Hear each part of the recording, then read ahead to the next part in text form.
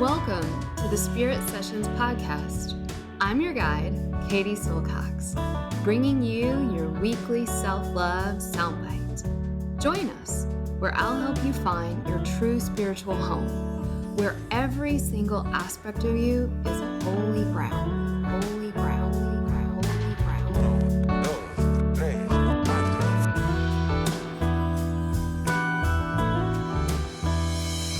This is a Spirit Session podcast with Katie Silcox. Venga chicos, empezamos. 5, 4, 3, 2, 1, 0. All engine running. Liftoff. We have a liftoff. Hi everyone, Katie here.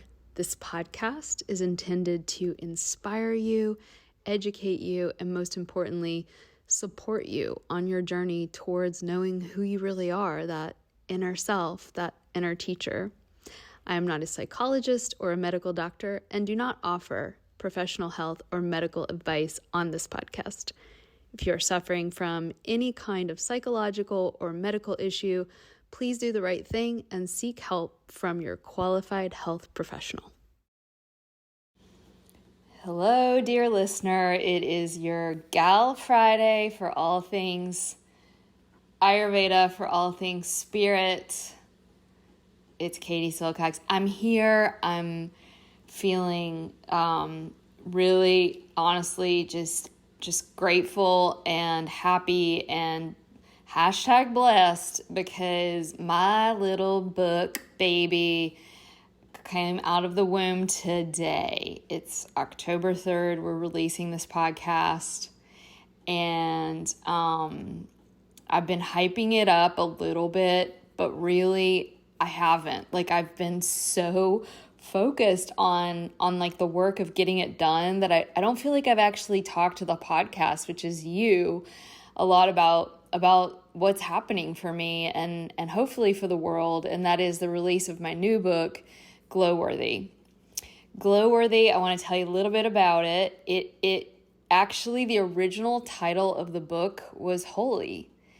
And my publishers, shout out to Ben Bella. They're great. Loved working with Ben Bella. And together we decided that we shouldn't call it that because that word has lost its deeper meaning, which was sort of the point of writing the book, was to reinstate the meaning of the word, which means glowworthy, right? Holy actually means that you are worthy right here and right now. Right here and right now. I mean it. Wherever you are, lady, I see you. Some of you are driving your car right now. Some of you are on your way to work to a job you don't really love. Some of you are on your way to a job you do love. Some of you out there going through stuff, hard stuff. Some of you right now are listening to this feeling guilty about something you said or did. You may have drank a bottle of wine and hooked up with some random guy from Bumble last night. You're my people. I want you to know that is who this book is for. This book is for the unperfect, imperfect. I didn't even say imperfect right. That's great. This book is for the unperfect people. That's what holy means. And I grew up Christian, I've mentioned so many times, and the idea of holy was this unattainable thing, this thing only God could be. And the meaning of the word holy is wholeness. 360 degrees of humanity, of experience. And it just takes the pressure valve off. In fact, the way we get to be closer to God is by allowing, owning, looking at, and even warmly gazing at the parts of ourselves that we despise, that we want to run away from. That's the great paradox of spiritual practice, that we all really long for the same thing, and that is to be seen as lovable and worthy. And when we feel that we're seen and lovable and worthy, we glow. We literally glow when we're in love, And so this book is really about not waiting on falling in love with somebody, not waiting on your man to get his shit together, not waiting on the perfect job, not waiting on manifesting something new in the future. No, don't wait. Now, right here, right now, this is it.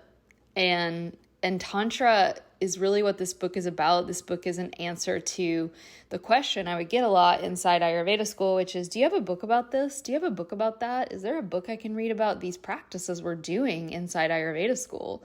And so this book is sort of a primer, a 101 of the basic energy practices, meditation practices, philosophies, and ideas that we go into super deeply in our year-long program. Here's a book that kind of introduces you to that more subtle aspect of our training programs. And then it's more than that. I hope, and I think, and I pray that this will be a book that I personally felt that I could be proud of until I died. And I think, of course, you always evolve and change, and there may be parts of the book that I'll find cringy in a few years or even tomorrow. But I wanted to share one more thing before I share this meditation from the book with you all. And that is, this is not my second book. This is actually my third book. The second book that I wrote in the heat of passion and anger and confusion, darkness, if you will. And parts of that book are really sweet, and we will release parts of them later, but a lot of it was written as I was processing through a 4-year period of a lot of pain and trauma, and I found myself, looking back, in that classic setup of that victim, perpetrator, savior paradigm. And I worked really hard on the second book. It's the hardest thing I've ever done, was writing it. It was kind of like a memoir of my life, and particularly my spiritual life. And I even sat down and I finished the book, and I sat down with a major spiritual publisher who were interested in the book and buying it. And I came out of that meeting and I felt sick. I felt something is really wrong. And I sat and I did these practices, at least one or two of them that I'm going to share with you guys in the book. And it's just super simple. I just sat and I got quiet, and I honored the fact that my soul didn't feel in alignment with what I was putting out into the world for a number of different reasons I won't get into on a podcast, but I hope to share with you guys in the party we're having today. If you missed the party, we'll make sure you get a copy of it. But so here's the deal. I sat, and something inside me, aka my soul, aka intuition, was like, you don't want to do this. Like, I want you to write a book that is about light. I want you to write a book that's about light.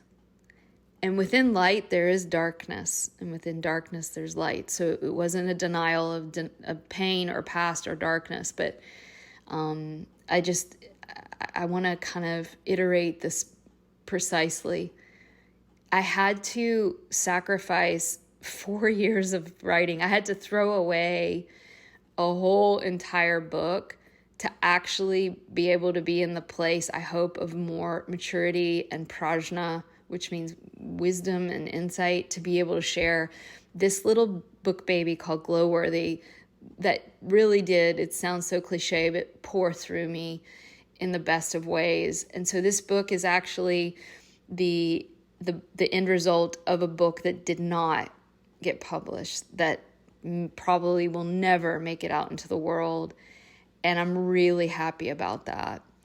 And I mention that to you out there who are creatives. Don't put out into the world what you think will sell. Don't put out into the world emotions that you haven't fully processed and grokked. Don't put out into the world work and art and workshops and creativity and anything. This is just my piece of advice, that you think will remedy a broken heart, because it won't. And if anything, when we put work out into the world that we consciously or unconsciously hope will remedy a broken heart, we usually get more heartbreak. And so I share with you all today a meditation from the book Glowworthy, but I also ask you sincerely to go and buy the book and read the book and share the book. And this is the part where I ask you to do something for me. Some of you have been enjoying this podcast for many, many years. Obviously, it's something we put out into the world totally for free. And if you want to be in good equal energy exchange, I'm asking you sincerely, go buy the book on Amazon and leave us a 5-star review. That is the way that things get ranked these days in Amazon. So when you leave a great 5-star review, it kind of upranks the book, so more and more people have a chance of looking at it. So this book, of course, it's not, and nothing's perfect. Nothing's ever coming from this perfect, pristine, Buddha-like place, but I just can't tell you how happy I am to be offering something into the world that I feel like could actually be of service. And it feels so clean, and it feels so like I don't need this book to validate anything. And in that way, I'm so excited about it. And I just really, really hope that it'll travel where it needs to go. I hereby, in this moment, just completely love and bless this little book baby to go out into the world and do whatever it needs to do. If it needs to be to a tiny audience, I'm so fine with that. If it needs to be to a massive audience, I'm so fine with that. But I just invite you, dear listener, to read it and to do these practices. It's one thing to read a book, and it's another thing to breathe into your heart. And that's really what this meditation's about love, and just a tiny taste of the 15 meditations we have for you all in the book. And I think that's a great place to start. Just to close, one tiny little story. Those of you who are out there wondering if what you're doing in the world matters, it doesn't matter if you're a therapist, a yoga teacher, a doctor, a lawyer. You could be a candlestick maker for all I care.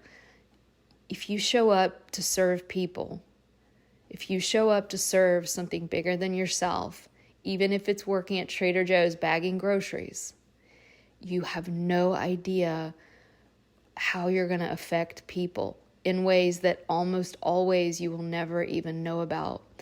And ever so often, there will come these moments of grace, like secrets from God being dropped down into you to remind you to keep going, to stay strong, to stay the course.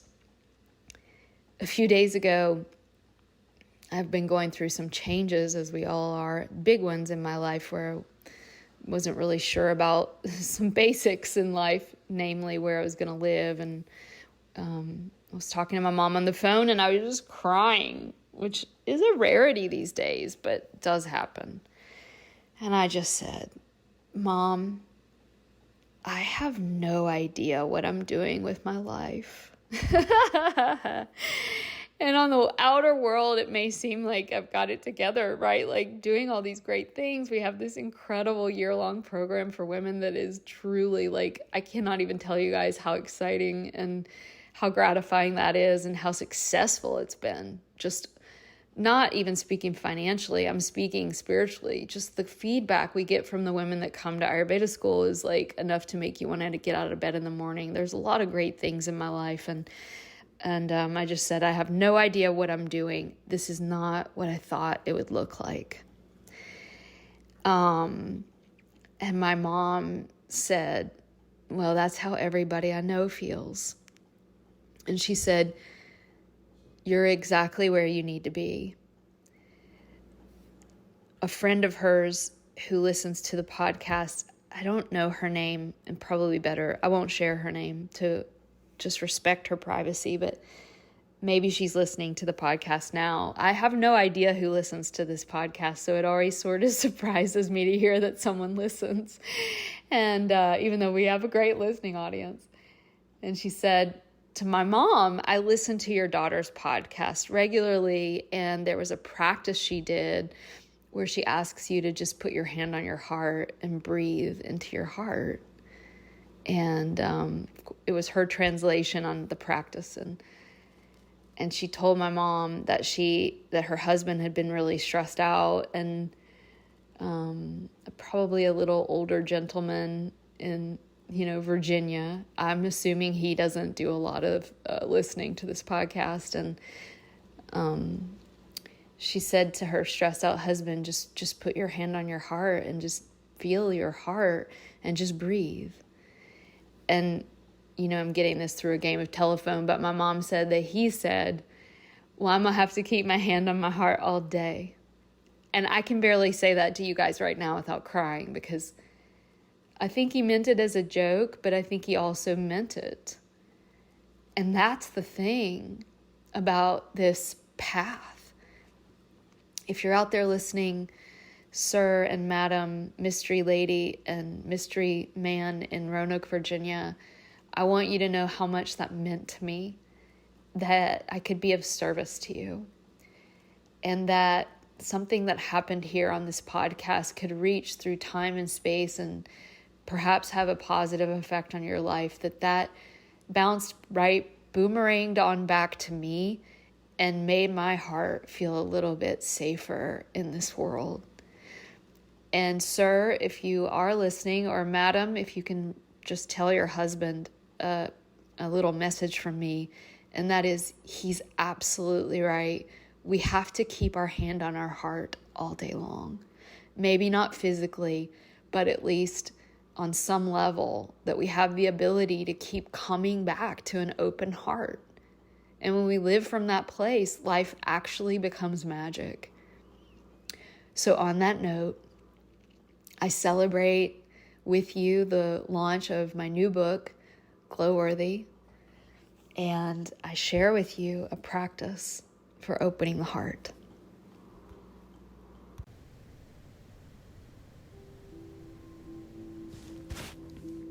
A glowworthy meditation, opening the heart. Feel like you can come into a place where you can give your body and your mind permission to relax and let go. Begin by allowing yourself to settle into the body, moving the awareness in and down. Perhaps finding that breath we've used a lot, which is inhale, pause, exhale, pause. Inhale, pause.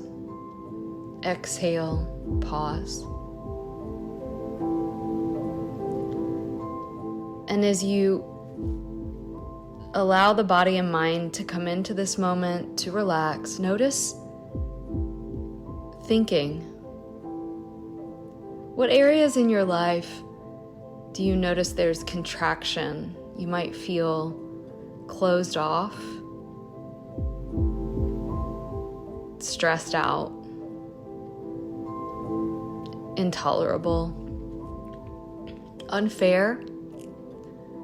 Notice as you lay here, it may feel uncomfortable, but what parts of your life are not what you have dreamed of? I want you to intentionally invoke the things in your life that you don't want or you feel are missing. Bring those into the frame of your attention. And notice what starts to happen in your body as we witness everything that we are resisting and everything that we are craving. So we're working here with the energy of pushing things away and wanting them to come. And this is everything in our life. We can divide everything in our life into that wanting and not wanting. You can notice as well, perhaps, a sense of being closed off to certain things. And maybe emotions arise as you start to notice the way your life did not turn out the way you exactly had planned. And this may be particularly salient if you're in your 40s and beyond. Maybe not, maybe in your 30s as well. And now, what I would like for you to do is just invite in this sense. It's challenging, but I really want you to try it. Just this feeling of, can I stay open to this? Presence and open-heartedness. You may feel the resistance building already, but wait, I don't want to be open-hearted to negativity or abuse or horrible things in my life or the world, and that's not what we're doing. This is a different level. On a worldly level, of course, we need to set appropriate boundaries or get out of bad situations, and that's called healthy, responsive activity. But we're working on this different layer. It's the spiritual layer. It's, can I actually stay open with the things in me, with the situation I find myself in, right here, right now? And ironically, that openness to pain, to suffering, to heartbreak, loss, all of these things that we resist and push away, allows us to actually not store it in our body. It frees up the energy, and then we have more wild life force, primal energy available to us to actually fuel our current life. What would it feel like in this minute if you could open your heart to whatever is here? It may help you to say to yourself and to the things in your life, you are allowed to be here. I see you. I know this is here. I allow it to be here. In this way, opening your heart to anger is allowed. Opening your heart to sickness is allowed. Opening your heart to the way your mind spins thoughts, that's allowed. Open your heart to dreams and losses, messed up relationships, aches and pains, youth or old age. It's all allowed to be here. So often we get so caught in the fixation on trying to make things better and right, or fixation on perseverating over the ways things are not right, that we do not allow anything to just be without trying to make it different. Continue to open your heart right now to what is, and it might even be opening your heart to the way that you don't want to open your heart. Opening your heart to the way that you hate this meditation and it feels cheesy, like it's all allowed. But as you maybe bring in just the tiniest amount of letting the heart open that doorway, notice what begins to change as you keep opening your heart to yourself and your messy human life. Sense this quality of open-hearted surrender. You may be supported by imagining that you're opening and surrendering to the divine heart. Here's a big contemplation. What would it feel like to not be shut down to anything, inside or out? And if you really want to go deep, what would it feel like to not be shut down to anyone? This inquiry may bring you straight into the face of your enemy. Your enemy may be an outer person, or it may be an inner demon, and you can just see, wow, my heart is so closed to this person or this part of me that I do not like. But what would it feel like if I could not be shut down to it.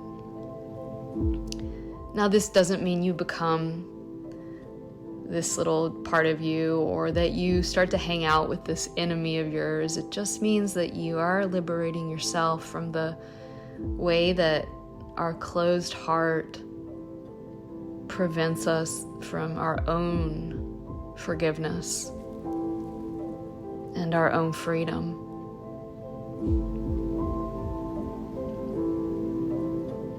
Can you find a place of quiet witness within the wildness of life?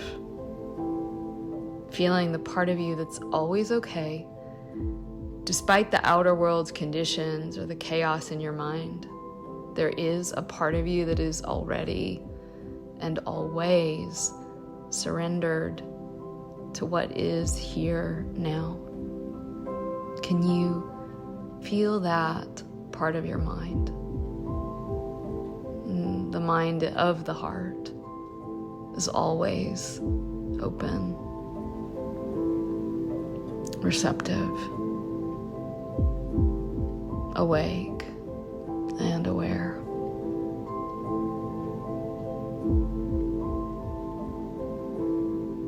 One of my mentors says the definition of enlightenment is to open your heart to what is here without fixation.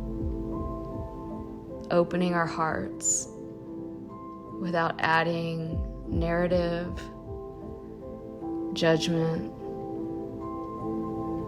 clinging, grasping. Just opening our heart to what is here right now, inside and outside, without fixation.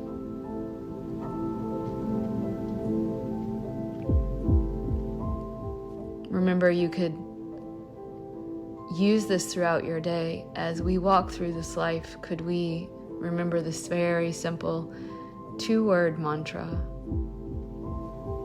And that is, stay open. Stay open.